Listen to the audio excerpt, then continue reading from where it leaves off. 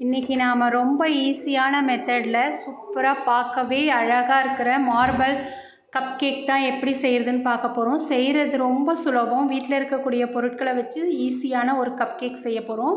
எப்படி செய்கிறதுன்னு பார்க்கலாம் வாங்க. நான் அரை கப் அளவு கட்டியான தயிர் எடுத்திருக்கேன். பவுடர் சுகர் ஒரு அரை கப் அளவு எடுத்திருக்கேன். 1/4 கப் அளவு எண்ணெய், ரிஃபைண்ட் ஆயில், ஃப்ளேவர் இல்லாத எந்த எண்ணெய் வேணாலும் எடுத்துக்கலாம். இப்போ நல்லா நம்ம பீட் பண்ணிவிடுங்க. கொஞ்சம் கைவிடாமல் நல்லா அடித்தோன்னா நல்லா ஸ்மூத்தாக வரும். நம்மக்கிட்ட பீட்டர் இல்லை, ஆனாலும் நம்ம கைகளாலவே சூப்பராக செஞ்சிடலாம். நம்ம நல்லா அடிக்க அடிக்க நல்லா ஸ்மூத்தாக வருது பாருங்கள். குழந்தைங்க கேக் கேட்டால் ஈஸியாக நம்ம செய்ய முடியும் பாருங்கள். இப்போ நான் 1 கப் அளவு மைதா மாவு எடுத்திருக்கேன்.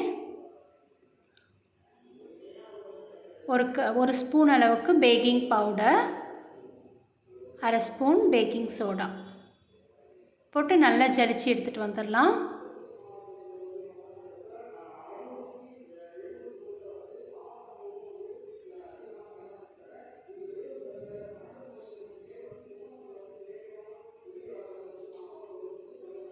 இப்போ நம்ம மெதுவாக மிக்ஸ் பண்ணி கொடுத்துக்கலாம். நான் காசி ஆற வச்சுருக்கேன். 1 டம்ளர் பால், 1 கப்பு பால் வச்சுருக்கேன். அதை வந்து கொஞ்சம் கொஞ்சமாக மிக்ஸ் பண்ணிக்கலாம். ஃபஸ்ட் எடுத்த உடனே நிறைய சேர்த்துற வேண்டாம். தேவைப்படும் போது கொஞ்சம் கொஞ்சமாக மிக்ஸ் பண்ணிக்கோங்க. நான் வெனிலா எசன்ஸ் வந்து 1 ஸ்பூன் சேர்த்துக்கிறேன்.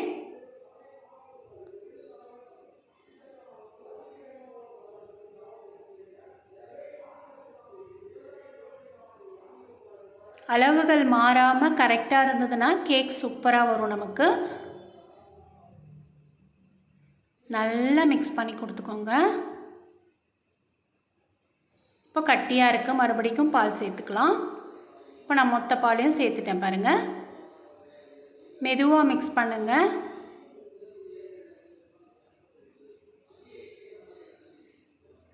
ஒரே பக்கமாக மெதுவாக மிக்ஸ் பண்ணி கொடுத்துருக்கோங்க. இப்போ பாருங்கள், நான் மிக்ஸ் பண்ணிட்டேன். ஸ்மூத்தாக எவ்வளோ சூப்பராக விழுது பாருங்கள். இந்த பக்குவத்தில் இருக்கணும். தண்ணியாகவும் இருக்கக்கூடாது, கட்டியாகவும் இருக்கக்கூடாது. இந்த பக்குவத்தில் இருக்கும்போது தான் கேக் நல்லா ப்ளஃபியாக கிடைக்கும் நமக்கு சூப்பராக. இது சரியான பக்குவம். இப்போ நான் இதிலேருந்து ஒரு 2 ஸ்பூன் அளவுக்கு மாவு எடுத்துக்கிறேன். இதில் வந்து 1 ஸ்பூன் அளவுக்கு கொக்கோ பவுடர் சேர்த்து மிக்ஸ் பண்ணிக்கலாம்.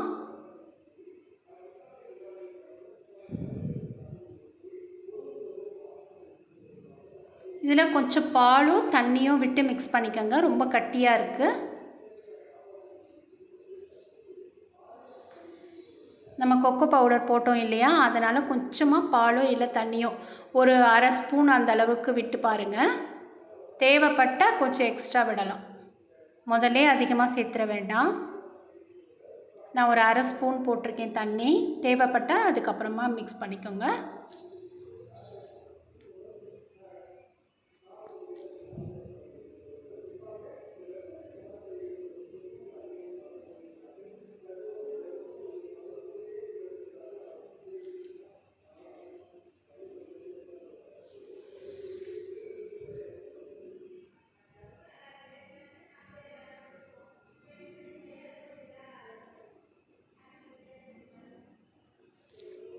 நான் இன்றைக்கி மைக்ரோவேவ் அவனில் தான் நான் செய்ய போகிறேன். நம்ம ஏற்கனவே கடாயில் எப்படி செய்கிறதுன்னு நம்ம வீடியோவில் போட்டிருக்கோம். இது 1/2 கப் அளவுக்கு ஊற்றிக்கோங்க. முழுசாக ஊற்றிட வேண்டாம், ஏன்னா நல்லா பொங்கி வரும் கேக். அதனால் 1/2 கப் ஊற்றிக்கோங்க போதும். எல்லாத்துலேயும் ஊற்றி எடுத்துகிட்டு வந்துட்டோம் மாவை. இப்போ நம்ம டிசைன் பண்ணிட வேண்டியது தான்.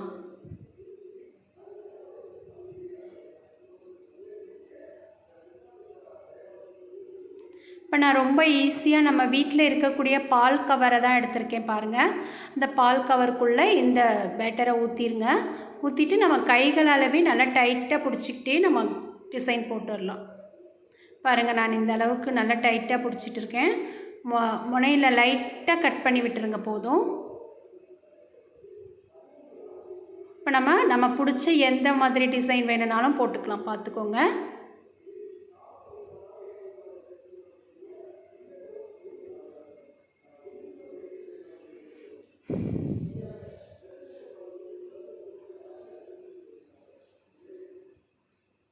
நம்ம வீட்டில் இருக்கக்கூடிய சில பொருட்களை வச்சு சூப்பராக நம்ம மார்பிள் கேக் செஞ்சு கொடுத்தோன்னா குழந்தைங்கள்லாம் விரும்பி சாப்பிடுவாங்க.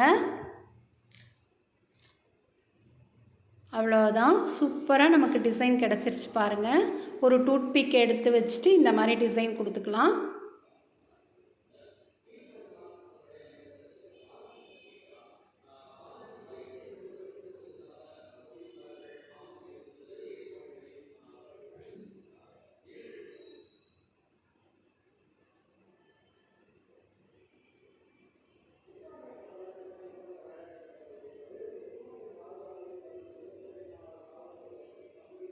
அவ்வளோதான், சூப்பராக டிசைன் கொடுத்துட்டோம் பாருங்கள்.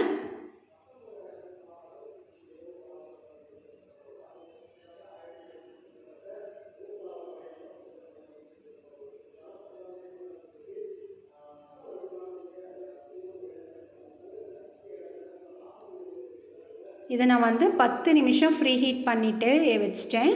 இப்போ இதை வச்சுட்டு 15 நிமிஷம் நம்ம வச்சு எடுத்தோன்னாவே போதும், சூப்பராக கேக் ரெடி ஆயிரும்.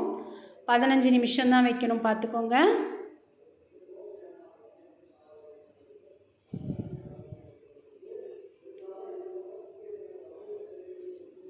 இந்த கிறிஸ்மஸ்க்கும் நியூ இயர்க்கும் நம்ம நிறைய கேக் வெரைட்டி நம்ம சேனலில் போட்டிருக்கோம். ஸ்வீட் ஸ்நாக்ஸ் நிறைய நம்ம சேனலில் இருக்குது, போய் பாருங்கள். உங்களுக்கு பிடிச்ச ஸ்வீட்ஸ் எதுவோ அதை நீங்கள் செஞ்சு பார்க்கலாம். கேக் சூப்பராக ரெடியாகி வந்துருச்சு, அவ்வளோதான். இதை அப்படியே ஒரு 10 நிமிஷம் ஆற விட்டுடலாம். ஆற விட்டுட்டு எடுக்கலாம். கேக் எவ்வளோ சூப்பராக வந்திருக்கு பாருங்கள், பார்க்கவே எவ்வளோ அழகாக இருக்குது. சாப்பிடவும் அந்த அளவுக்கு சூப்பரான டேஸ்ட்டாக இருக்கும்.